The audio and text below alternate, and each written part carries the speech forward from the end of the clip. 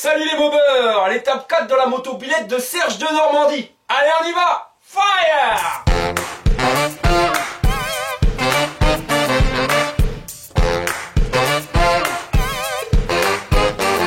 Ça y est, j'ai reçu le matos pour pouvoir ouvrir son moteur, hein. Comme ça on va pouvoir voir ce qui se passe à l'intérieur. Juste pour rappel, hein, pour pouvoir enlever la cloche d'allumage, les arraches volants classiques qu'on sert sur nos mobilettes, c'était pas suffisant. Il fallait ce truc là. Comme on n'a pas de filetage ici autour du vélo, hein, notre arrache volant classique, ça marche pas parce qu'on peut pas le prendre directement dans la cloche.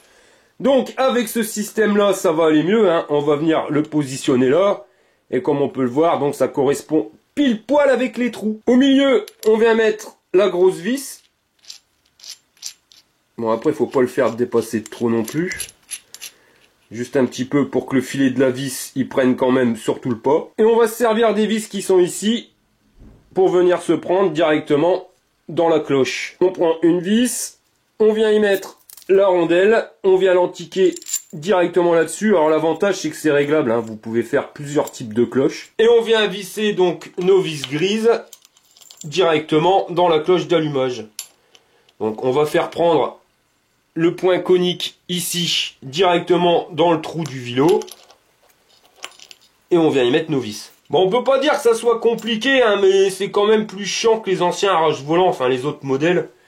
C'était quand même beaucoup plus rapide. Quand tout le monde est vissé, hein, alors pas trop bien serré comme un bourrin. Le principal c'est que le plateau reste bien droit. Vous prenez une clé histoire de bloquer le plateau. Mais bon, vous voyez, c'est pas forcément évident parce que les vis, elles emmerdent le monde. Et avec une clé BTR, eh bien on vient tourner, histoire de décoller le volant. Et après, le truc, eh ben il se barre tout seul. C'est plus simple que ça quand même. Et voilà.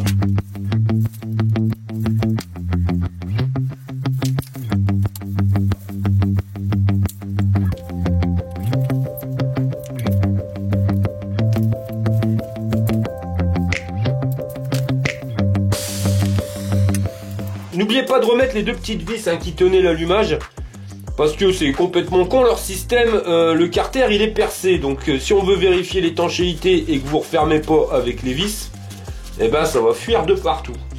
Je comprends pas pourquoi ils ont fait des trous. Ils auraient pu faire comme sur Peugeot, hein, directement, où enfin la vis, le carter il est pas transpercé quoi. Bon. Voilà. On referme. Bon allez, instant solennel, on va voir ce qui se passe à l'intérieur du moulin.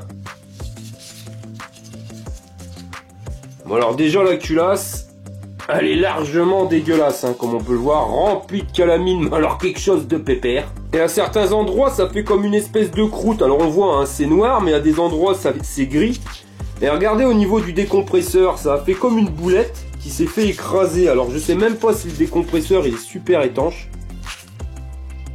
Parce que quand on regarde bien, on voit que cette boulette, elle va en dessous. Alors, il n'y a rien qui dit que quand le décompresseur il est refermé, et ben notre moulin, il est 100% étanche. Hein. Ça va vraiment falloir le nettoyer. Et à l'intérieur du cylindre, il n'est pas super propre non plus. Hein. Donc la culasse, elle a laissé des traces de calamine qui sont tombées. Là, sur le joint de culasse, on voit toute la merde, hein, qui s'est collée sur les contours. Enfin, voilà, il est déjà rempli de merde, son truc. Bon, allez, on va regarder ce que ça donne au niveau du cylindre. Oh bah il est squishy. Regardez à l'intérieur, là ça nous a fait carrément un sillon. Là on est bon pour planter des graines, hein. Garanti, hein, c'est vraiment incrusté dedans.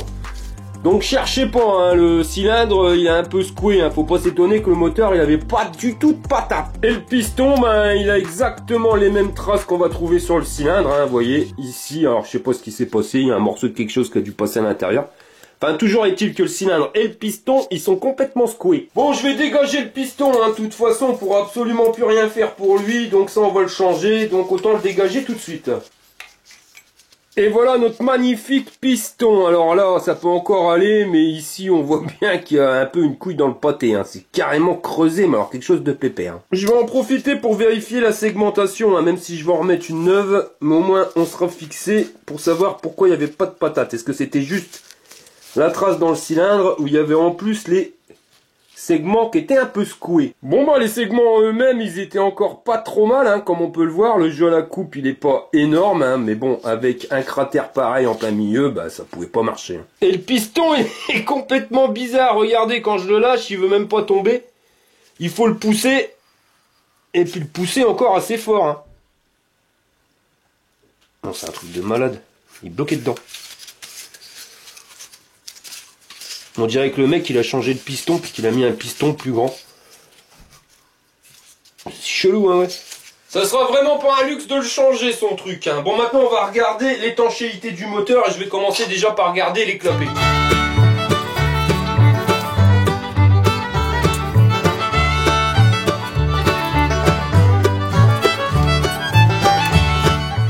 Je crois avoir compris pourquoi le carbu est refoulé. Hein. Vous vous rappelez, dans la vidéo précédente, je vous avais dit c'est peut-être un grain de sable ou deux qui fait que le clapet il se referme mal. Non, c'est pas un grain de sable, c'est carrément une couille de mammouth dans le clapet. Hein. Oh putain, le truc de dingue. Il y a un trou comme une vache. La lamelle du bas, nickel, on n'a rien à dire, donc elle est complète et elle se referme bien. Vous voyez, elle est bien aplatie contre le support, donc nickel chrome. Par contre, de l'autre côté, laisse tomber mon pote. Hein. Regarde le trou qu'il y a à l'intérieur. Enfin, je sais pas si on le voit bien. Là, ça y est. Il y a un trou qui est énorme, donc ouais, comme je vous le disais, hein, c'est pas un grain de sable, c'est carrément une couille de mammouth. Donc la lamelle, elle était complètement secouée, donc c'est pour ça que notre carbu n'allait pas. Enfin, c'est pas le carbu qui n'allait pas, hein, mais comme le clapet, il est pas super hermétique, et ben quand il y avait une phase de compression, et ben il y a de l'air qui repartait par le carbu, et le carbu faisait pas qu'aspirer, mais faisait aussi recracher. D'où tout cette huile et ce mélange d'essence-huile qui tombait sur le pot d'échappement. C'était juste à cause de cette pièce. Et je serais pas surpris hein, que ça soit le morceau de la lamelle de clapet ici qui est parti, hein, parce que si elle est partie, elle s'est fait aspirer donc par le moteur. Et ben c'est elle qui a flingué carrément le cylindre piston. Elle s'est mis dedans, elle s'est logée entre le cylindre et le piston et elle a tout arraché. Juste avec ça, bah il y en avait assez pour que le moteur il fonctionne pas bien. Mais ça, plus le cylindre piston de secouer, ben fallait pas s'étonner que c'était une mobilette à assistance au pédalage. Hein. Voilà.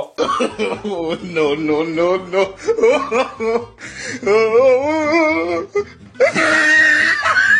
Pour vérifier l'étanchéité du bas moteur, je l'ai mis directement dans un étau. Je l'ai bloqué hein, de telle manière à ce que ça bouge pas trop. Après, je l'ai pas serré non plus comme un goré pour pas tout défoncer.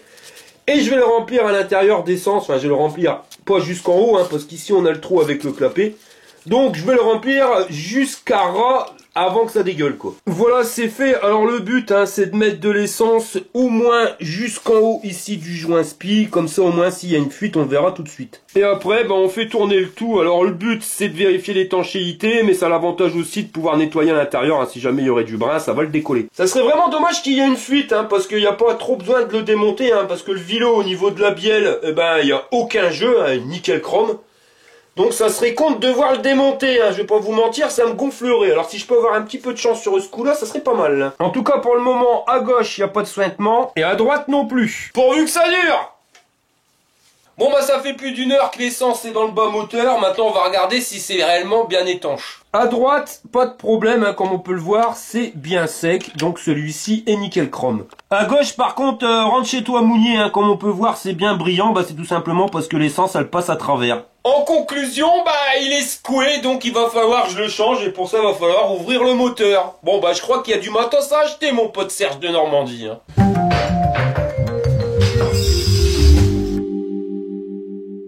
Et quand on laisse l'essence dans le bas moteur toute une nuit, vous allez voir, c'est encore plus flagrant. Alors là, bah c'était bien et bien étanche, hein, ça se voit. Par contre, de l'autre côté, là c'est terrible. Hein. Regardez, ça fuit jusqu'en dessous. Enfin, voilà quoi. C'est une passoire son joint spi. Bon allez, on le démonte son moteur. Je voulais pas trop, mais j'ai pas le choix. Alors c'est parti mon kiki.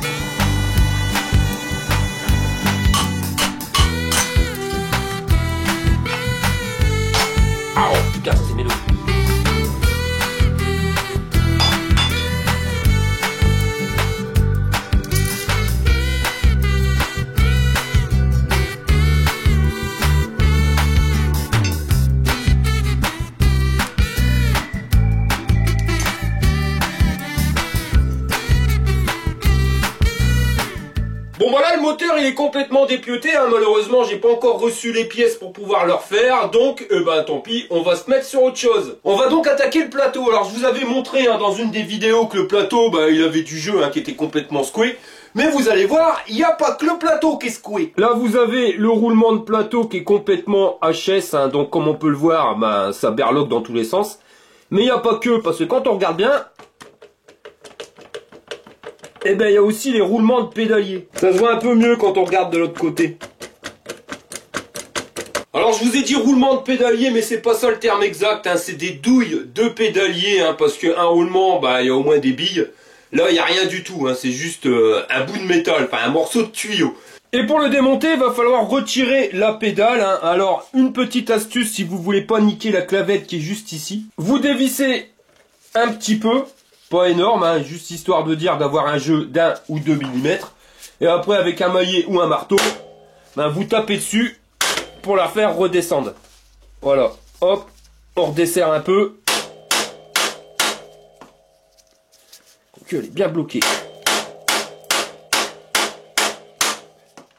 Vous voyez, il faut quand même taper comme un goré. Et si vous tapez comme ça, comme un maboule, en ayant retiré l'écrou, vous avez 9 chances sur 10, soit de plier la clavette, soit de bousiller carrément le filetage au-dessus, ou le machin il va partir en chou-fleur. Enfin, clairement, 9 chances sur 10 que vous la niquez et qu'après vous pouvez plus vous en servir. Donc, en dévissant un petit peu, en tapant dessus, ça permet de sauvegarder au moins le pas de vis et de pouvoir s'en servir.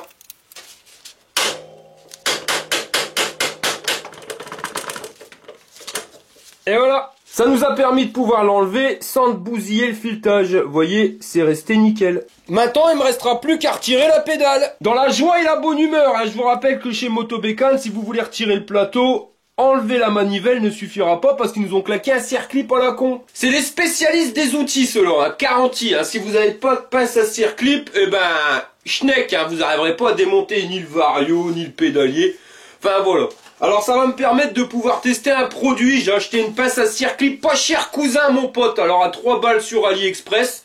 Classe ou merdasse intergalactique, c'est ce qu'on va voir tout de suite. C'est pas cher, mais c'est la classe ou de la merdasse. Alors voilà la bête. On va essayer d'enlever ça. Voilà. Donc à première vue, c'est une qualité à la Walligan pas cher cousin et ça vaut pas plus. Mais bon, peut-être elle marche nickel. Et cette pince à circlip, c'est comme les malabars, c'est un bigou. Alors vous pouvez soit, vous voyez, deux côtés, un côté pour pouvoir écarter le circlip, celui-ci, et vous avez un côté pour pouvoir l'enfoncer. Celui-là, 2 en 1, pour 3 balles. Ça remplace 2 pinces, quoi. En petite astuce à 2 balles, quand vous devez enlever le circlip, il y a la bague ici qui va emmerder le monde. Et avec notre pince à circlip, ça va pas. Parce que même si on arrive à choper les trous, la bague, elle va empêcher qu'on ouvre le circlip comme il faut. Donc, petite astuce. Tu prends une pince et on va venir retirer tout simplement le machin autour. Voilà. Vous voyez, ça tient avec rien, c'est mis en force. Et ding! Maintenant, on accède sans problème au circlip. Il restera plus qu'à mettre notre pince à circlip. Hop. Alors, on va essayer de l'emboîter. Ça peut être cool. Ouais. Le problème, c'est qu'on n'a pas vraiment de bonne prise. On pince sur les bouts.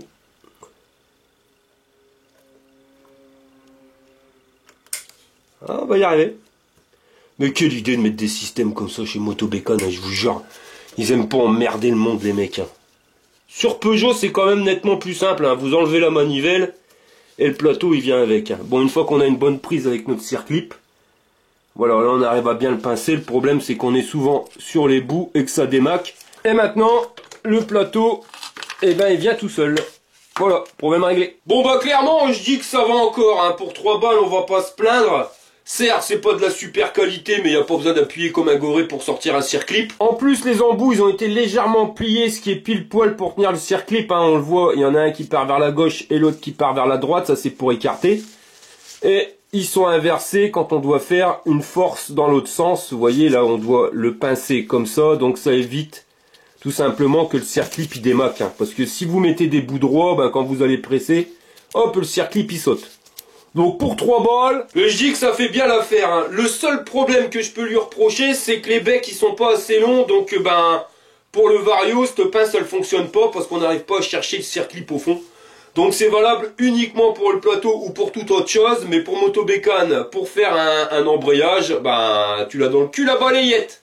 Dommage. Et maintenant on voit bien qu'il y a quand même un gros problème au niveau des douilles qui sont dans le cadre.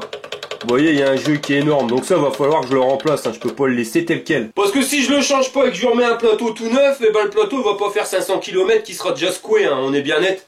Le plateau il doit rester bien droit, mais si l'axe il bouge dans tous les sens, le plateau, comme la courroie elle va tirer dessus, ça va bouger.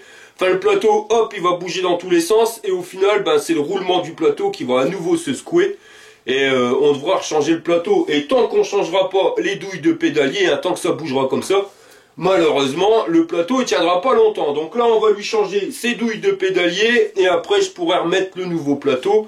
Là, tout sera fixe et normalement, ça devrait durer un petit peu plus longtemps. Quoique chez Motobécane, je sais que Serge, il avait la Dakota, je peux vous dire que les plateaux, vous les bouffez à une vitesse grand V. C'est un truc de dingue. Le truc qui est cool, c'est que j'avais pas encore fait de tuto sur le remplacement des douilles de pédalier chez Motobécane. Donc comme ça, je vais pouvoir le faire. Ça, c'est la classe à Paname.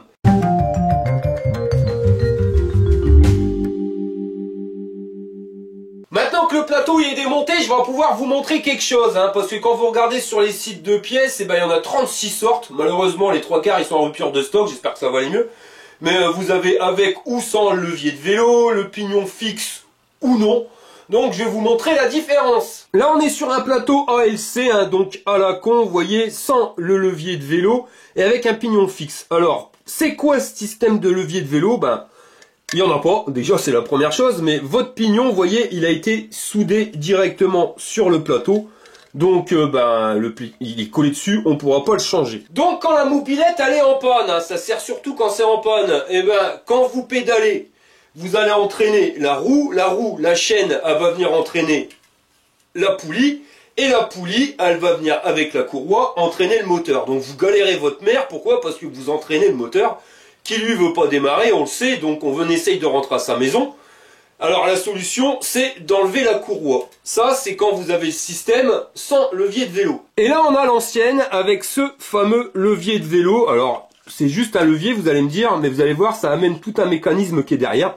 Déjà, le pignon, il est fixe, il n'est pas soudé directement dessus, il vient se poser. L'avantage, c'est que si vous voulez en mettre un plus grand ou avec moins de dents, ça vous pouvez. Avec l'autre, on peut pas. Et le système de levier de vélo, voilà, ça va activer juste cette petite manette.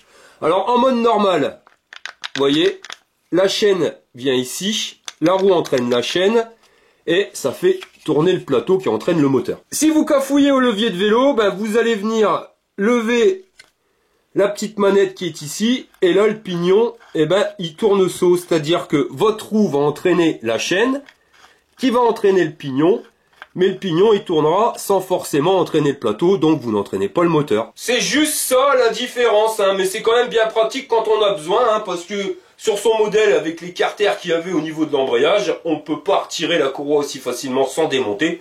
Là si vous êtes en panne sur le bord de la route, hop, un petit quart de tour au levier de vélo et terminé, vous en chiez moins. Enfin on en chie quand même, parce qu'il faut quand même appuyer, mais beaucoup moins vu qu'on n'entraîne pas le moteur. Là voilà la fameuse bague qui nous enquiquine, vous voyez ce truc autour, et quand vous regardez bien, l'axe de pédalier il bouge, parce que le trou il est plus grand que prévu.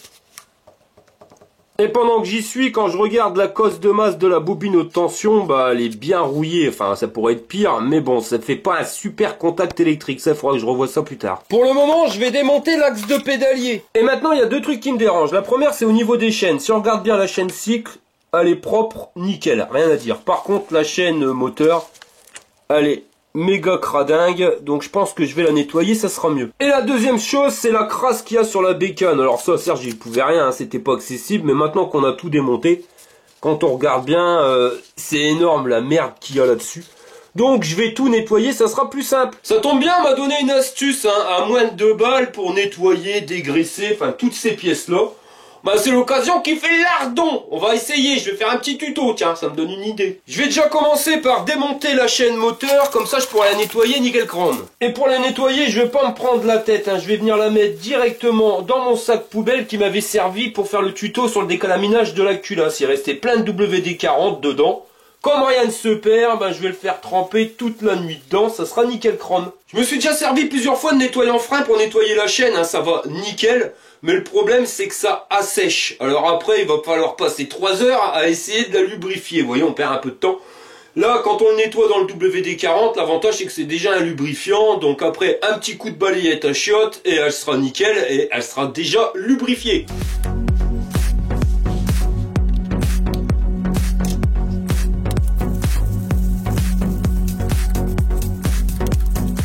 Je crois que lui aussi va avoir le droit à un bon nettoyage, hein, parce qu'on peut le dire, hein, il est méga dégueu.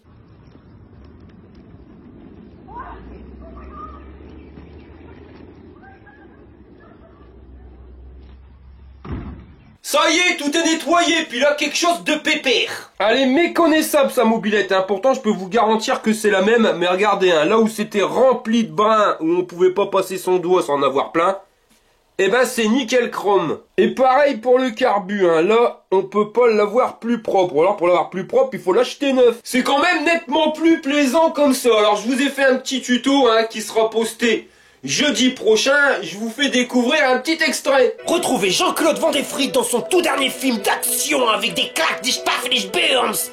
Le nettoyeur. Mika s'écrate. Je nettoie. Là, c'est la mousse active. Et on laisse agir un bon 5 minutes. Un conseil, le ratez pas, hein, parce que vous allez pouvoir fabriquer vous-même un super dégraissant. Alors, quelque chose de Tatane 2000 pour vraiment pas de balle. Et l'avantage qu'on a maintenant que c'est nickel chrome, ben, on voit des pannes qu'on voyait pas trop avant, hein. Là, ici, c'était rempli de brins. On voyait que dalle, et là maintenant que c'est nettoyé, bon on s'aperçoit que le cylindre bloc il est un peu secoué, donc ça c'est pareil, va falloir que je le change. Et pareil pour le carbu, hein, maintenant qu'il est tout propre, et ben je sais pourquoi il pissait sa mère au niveau d'essence. Hein. Regardez bien la cuve, hop, là elle est nickel, mais là on s'aperçoit qu'il y a un problème. Vous voyez, elle est légèrement cintrée, et il y a un petit jour, hein, pas énorme, hein. Mais il y en a assez pour que ça puisse fuir sa mère au niveau d'essence. Vous voyez, le joint il va pas bien appuyer contre la surface du carbu. Ici on appuie à fond, ici aussi, et ici, ben voilà, là c'est là le nid à fuite. Mais avant il y avait tellement de brins dessus que ça se voyait pas, maintenant ça saute aux yeux. Alors vous avez été nombreux à me dire, ouais c'est le pointeau. Ça aurait pu être le pointeau, hein, qui déconnait, et au niveau du trop-plein ça dégueule, mais maintenant on va tester. Hein. Mais là j'ai des doutes, hein, je crois que ça vient juste de ça. C'est l'heure du petit explique side. Donc ici on a notre carbu, hein, avec l'entrée d'air qui va se situer par ici, donc l'air rentre ici, elle va rentrer plus ou moins, donc là le trou est ouvert à fond, mais normalement on a le boisseau qui va venir s'ouvrir en fonction de comment vous tournez sur la poignée de gaz. Plus vous ouvrez à fond, plus le boisseau va s'ouvrir à l'intérieur. Le boisseau c'est ça, hein, donc il se loge ici directement, hein, il est raccordé par le câble via la poignée d'accélérateur. Quand vous êtes au ralenti, eh ben le boisseau il est grosso merdo à ce niveau-là, donc il laisse rentrer très peu d'air, et plus vous allez accélérer, plus ça va s'ouvrir. L'air va donc rentrer dans notre carbu en fonction de l'ouverture, hein, plus ça sera ouvert, plus ça va rentrer. Ça rentre à l'intérieur, et là vous allez voir qu'à l'intérieur il y a une tige, un tube, avec 2 petits trous dedans. C'est là où sort l'essence, vous voyez. Plus il y a d'air qui va rentrer, plus elle va se charger d'essence, et après ça va aller dans notre moteur. Cette tige, elle est raccordée où? Ben il suffit juste d'ouvrir la cuve, hein, de l'enlever pour pouvoir s'apercevoir qu'elle est raccordée directement au gicleur. Gicleur que l'on retrouve ici directement, hein, donc avec un trou plus ou moins gros en fonction de la taille de votre gicleur. Donc plus il sera gros, plus il y aura d'essence qui va passer. Mais enfin c'est pas là notre problème. Mais quand on regarde bien, hein, quand la cuve est refermée, ben le gicleur il va se trouver carrément au fond de la cuve. Donc pour fonctionner, il faut qu'il y ait de l'essence dans notre cuve. Et il faut qu'il y ait à peu près tout le temps la même essence dans la cuve. Donc il n'en faut pas trop, ni trop peu. Il faut vraiment que ça soit à peu près constant. Alors comment que ça se goupille pour que ça soit tout le temps constant, hein, sans qu'on ait besoin d'y cafouiller et que ça se fasse tout seul? Ben c'est le boulot du pointeau. Le pointeau c'est la petite pièce métallique que vous voyez ici, hein, juste au-dessus de mon doigt. Hop. Voilà, qui est raccordé directement au flotteur. Notre cuve est vide, hein, donc je vais pas la raccorder, ça sera plus simple à regarder. Vous allez voir, c'est le même principe que sur une chasse d'eau. Donc l'essence arrive ici. Quand la cuve est vide, qu'est-ce qui se passe? Le flotteur, il descend. Le pointeau, il suit le flotteur, hein, si vous regardez bien. Donc, il descend. L'essence, elle coule, hein, le trou est libre. Au fur et à mesure qu'il va y avoir de l'essence dans notre cuve, donc toujours pareil, même principe qu'une chasse d'eau, le flotteur va remonter. Au bout d'un moment, quand il remonte, eh ben, le petit pointeau qui est ici, il va venir boucher le trou d'arrivée d'essence. Ça, c'est le trou dans le carbu d'arrivée d'essence, et ça, c'est le pointeau. Donc, quand c'est vide, c'est descendu. Au fur et à mesure que l'essence remonte, eh ben, le pointeau remonte, pour arriver jusqu'à venir obstruer le trou d'arrivée d'essence et le boucher, donc l'essence coule plus. Mais il se peut, hein, des fois, ça arrive que le pointeau il soit légèrement abîmé, que la tête, elle soit un petit peu tordue ou raplatie.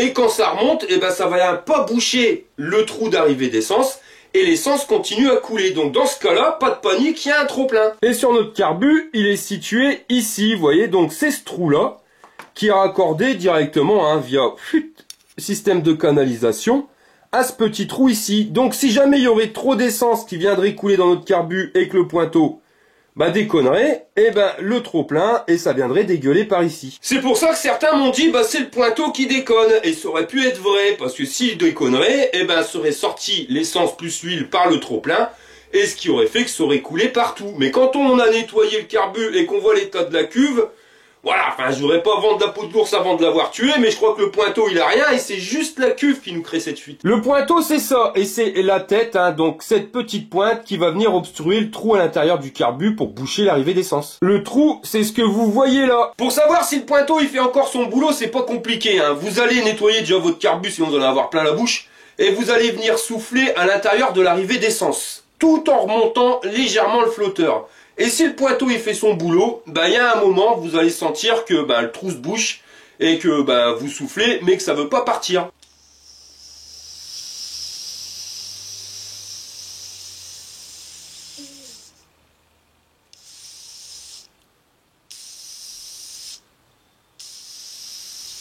Et voilà, c'est pas plus compliqué que ça. Et ici dans notre cas, quand on remonte bien le flotteur, on entend bien un clair ne passe plus. Donc le pointeau fait son taf, alors c'est juste une histoire de cuve. C'est pour ça que j'aime bien travailler sur des mobylettes qui soient propres, hein, parce que ça on aurait pu le voir depuis perpète, mais il y avait une couche de merde phénoménale sur son carbu, donc on voyait que dalle. Maintenant que c'est nettoyé, ça saute aux yeux, puis en plus, regardez, je le touche sans les gants et j'ai les mains nickel, c'est quand même beaucoup plus sympa de travailler là-dessus, hein, non? Quand même. Bon là je pense qu'on a trouvé toutes ces pannes hein, mon pote hein, et il n'y en a pas qu'une, il y en a quand même une brouette hein. Moi je vais pas vous mentir hein, cette bécane elle est quand même dans un état qui est assez propre mais avec beaucoup de pièces abîmées. Donc clairement hein, pour moi c'est une bécane qui n'a jamais été entretenue par l'ancien propriétaire. Il l'a acheté en 2005, il a roulé avec et puis voilà au fur et à mesure les pièces sont usées, il n'a jamais rien fait dessus. Et on en est arrivé à devoir quasiment changer l'intégralité de la mobilette hein. Remarque, quand il va partir d'ici, sa bécane, elle sera toute neuve. Hein. Bon, il me restera plus qu'à commander les pièces et la semaine prochaine, on remonte tout ça. Voilà. Allez, je vous remercie d'avoir regardé la vidéo jusqu'au bout. Et pour ceux qui me suivent, je vous donne rendez-vous tout de suite dans l'espace abonné. Infos, cadeaux, nouvelles, jeux concours, bon plan, c'est l'espace abonné. Ouais, je voulais vous voir, hein, parce que vous avez été nombreux à réagir sur la dernière vidéo, hein, celle du décalaminage, en me disant, mais pourquoi tu te sers pas de ton bac à ultrasons? C'est vrai, il faut être complètement boubourse hein, pour passer son temps à venir frotter avec une balayette à chiottes, alors que j'aurais mis ça directement dans le bac à ultrasons. Et ça aurait été fait nettement plus vite. Et le résultat aurait été le même. Le truc, c'est que, comme on dit, hein, tous les chemins mènent à Rome. Il y a plusieurs chemins. Le principal, c'est d'y arriver. Donc le but de cette chaîne, hein, je l'ai déjà dit, c'est pas de vous montrer ma façon de faire pour pouvoir y arriver, mais de vous montrer toutes les façons possibles et imaginables de pouvoir le faire. Alors de celle qui sera vraiment pas cher cousin, mais il faudra frotter un peu plus, à celle qui sera plus chère, mais vous le mettez, vous le ressortez et c'est fini. Donc le but du jeu, c'est que je vais vous faire tous les tutos différents avec toutes les méthodes, et après ça sera à vous de choisir en fonction de votre budget, ou de votre façon de vouloir le faire, hein, si vous voulez le faire tranquille, ou alors à galérer plus. Ça, c'est chacun choisira sa méthode. C'est pour ça que je me suis un petit peu égaré hein, sur les dernières vidéos où je vous mettais tout à l'intérieur d'une restauration, hein, les astuces, les machins, les bidules. Mais malheureusement, je trouve ça stupide hein, avec du recul. Pourquoi? Parce que vous regardez la vidéo, vous avez vu une astuce, c'est cool. Mais dans 6 mois, si vous allez vouloir la regarder pour savoir comment j'avais fait exactement, eh ben va falloir chercher dans toutes les vidéos et ça va être beaucoup plus galère. Donc là je vais revenir sur l'ancienne méthode avec tous les tutos, c'est pour ça sur cette bécane il y a quand même pas mal de tutos qui vont revenir, hein. Les douilles de pédalier à changer, le cylindre bloc ici au niveau du ressort, et j'en passe et des meilleurs, l'astuce à 2 balles pour pouvoir nettoyer. Donc je vous fais vraiment des tutos bien spécifiques pour ce qu'on n'a pas encore vu en général, hein. Comme ça au moins il y aura un titre rangé dans une playlist, vous pourrez le trouver très facilement. Et je vous fais un remix après avec le montage complet de la bécane. Mais c'est clair qu'il faut vraiment pas être net, hein, passer son temps à venir frotter alors qu'on a un nettoyeur à ultrasons. Mais bon, c'est le jeu ma pauvre Lucette. Hein. Vous savez, vous avez été nombreux à réagir hein, par rapport au bac à ultrasons, mais cette réaction-là, on aurait pu l'avoir bien plus tôt, hein, parce qu'avant je fabriquais des enseignes. Donc toutes mes enseignes étaient peintes au pistolet à peinture, et quand je vous faisais des tutos de restauration, eh ben c'était fait avec la bombe, alors que j'aurais pu le faire directement avec mon pistolet à peinture, ça aurait été plus simple. Pourquoi hein? Parce que le but de cette chaîne, que je l'ai déjà dit, c'est pas de montrer comment je fais, mais que vous puissiez trouver la solution par rapport à votre budget. Donc on a fait la peinture à la bombe. Là il y a la mobilette de Jacques qui va arriver juste après celle-ci. Donc là ça va être une restauration de fou, un truc complet. Et là on va voir beaucoup de choses qui n'ont pas été vues avant. La peinture, le pistolet à peinture, le rechromage, les bains à électrolyse, et j'en passe et des meilleurs. Hein. Le but final étant que vous puissiez trouver tout sur ma chaîne. Voilà les gars, donc si je frotte comme un gouré des fois alors que j'ai du matos pour pas le faire, c'est pas forcément que je suis complètement fêlé, hein, je suis juste un fêlé à mi-temps. Mais voilà, le but du jeu, vous savez pourquoi c'est fait maintenant. Voilà les gars, je vous remercie d'avoir regardé la vidéo jusqu'au bout et je vous dis à la prochaine pour une prochaine vidéo. Allez, t'es prêts? Fire!